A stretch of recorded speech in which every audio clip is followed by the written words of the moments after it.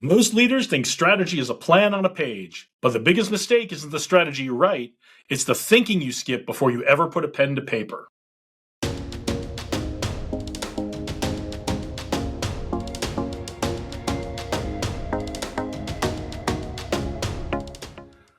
I've seen this over and over again in corporate teams and in high pressure environments.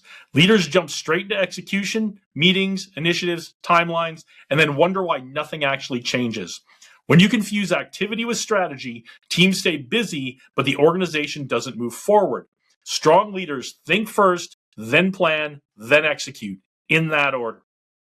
The problem is that most leaders treat strategy as a planning exercise instead of a thinking discipline.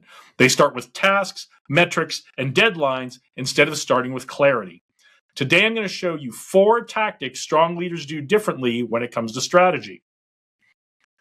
Tactic 1 is to define the destination before you move. In my experience, bad strategy usually isn't malicious, it's just rushed. When I was leading teams and environments where mistakes had real consequences, we never moved until the destination was clear. Not the task, not the timeline, the destination. As a leader, we should be able to answer, what are we trying to change? What does success actually look like? And what problem are we solving? If we can't articulate that clearly, our team will execute perfectly, possibly in the wrong direction, and we don't want that. Strategic leadership isn't about doing more or doing it bigger. It's about choosing where to go and where not to go. Tactic 2 is to separate strategic thinking from tactical planning. One of the biggest traps leaders fall into is confusing planning with thinking. Planning is about organizing work. Strategic thinking is about understanding the environment, the risks, and the trade-offs. In my coaching work, I see leaders skip this step because it feels uncomfortable. Thinking doesn't produce immediate output, but it does produce direction.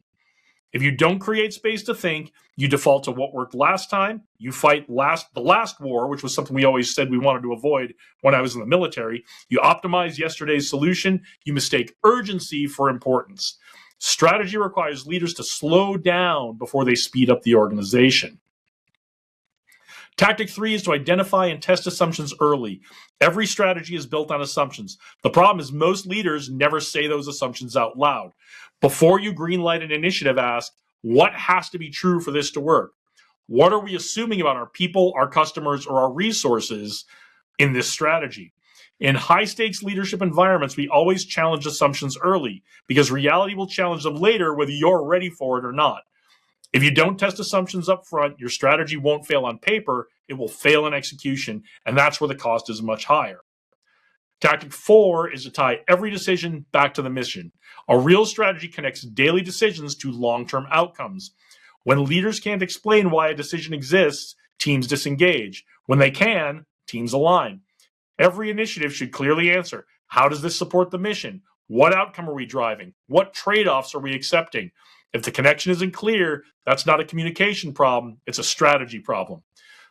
Good strategy gives people context. Great strategy gives them confidence. If you treat strategy as an action before thought, you'll always feel like you're chasing your own plan. All right, that's all for this week. If you found this helpful, share it with another leader and subscribe for more leadership tactics, techniques, and procedures every week. Tell us in the comments, what's one assumption you need to test before acting on your next priority? Go out there, do great things today, onward and upward.